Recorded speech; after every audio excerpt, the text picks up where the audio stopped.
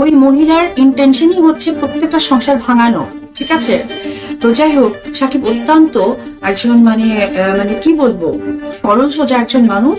এই সরল সোজা মানুষকে উনি যা তা ওনার মতো করে ইউজ করতে পেরেছে। শাকিব খানকে সহজ সরল পেয়ে বুবলি আমার সংসার ভেঙেছে, আমার ছেলেকে এতিম বানিয়েছে, আমাকে একা এবং সর্বস্ব হারা করে দিয়েছে। বুবলির মতো ধুরন্ধর মহিলা আমি আর একটাও দেখিনি। কিছুক্ষণ আগে ফেসবুক লাইভে এসেছিল চিত্রনায়িকা অপু বিশ্বাস।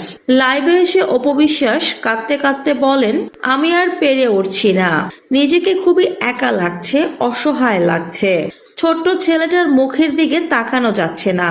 ভেবেছিলাম সবকিছু গোপন করে রাখবো, কিন্তু আর কতদিন এভাবে আমি সবকিছু চেপে রাখতে পারবো? জীবনে যদি শান্তি না থাকে সেটা মানুষের চেহারায় এমনিতেই ফুটে ওঠে। আমি মুখে কিছু না বললেও সবাই সেটা বুঝতে পারছে। তাই আর কষ্টটাকে আড়াল করে না রেখে আপনাদের সাথে শেয়ার করতে এসেছি।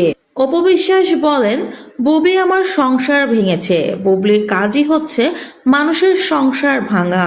শাকিব খান সহজ সরল, শাকিবের সরলতার সুযোগ নিয়েই বুবলি এই কাজগুলো করেছে।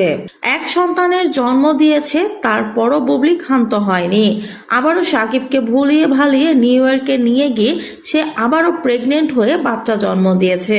বুবলি মনে করেছে একের পর এক বাচ্চা জন্ম দিয়ে শাকিবকে নিজের দিকে আটকে রাখবে। আসলে শাকিব হচ্ছে সহজ সরল বোকাশোকা একটা মানুষ। বুবলির এসব চালাকি শাকিব বুঝতে পারে না, আর সেজন্যই বারবার বুবলির পাতা ফাঁদে পা দিয়ে ফেলে। আমার নিজেকে খুব অসহায় লাগছে, খুবই একা লাগছে, আমি হাঁপিয়ে উঠছি, আর পারছি না এভাবে। সাকিব যদি নিজে থেকে আমাকে ছেড়ে যেত তাহলে হয়তো আমার বলার কিছু থাকতো না, কিন্তু সবকিছুর পেছনে রয়েছে বুবলি। সাকিবকে সহজ সরল পেয়ে বুবলি সবকিছুর পেছনে কলকাঠি নাড়ছে। আমার ছোট্ট ছেলেটাকে বুবলি এতিম করে দিয়েছে। বুবলি হয়তো এটা জানে না, কাউকে কষ্ট দিয়ে নিজে সুখী হওয়া যায় না।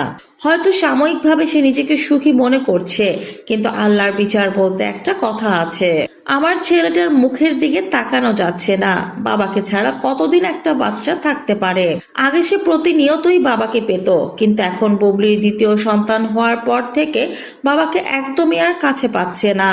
বুবলি তার ছেলে মেয়ে নিয়ে ভুলিয়ে ভালিয়ে সাকিবকে রেখে দিচ্ছে, আমাদের কাছে আসার সুযোগই দিচ্ছে না। এভাবেই মাসের পর মাস চলছে।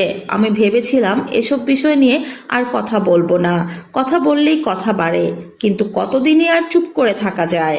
বাধ্য হয়ে লাইভে এসে নিজের কষ্টের কথাগুলো শেয়ার করলাম।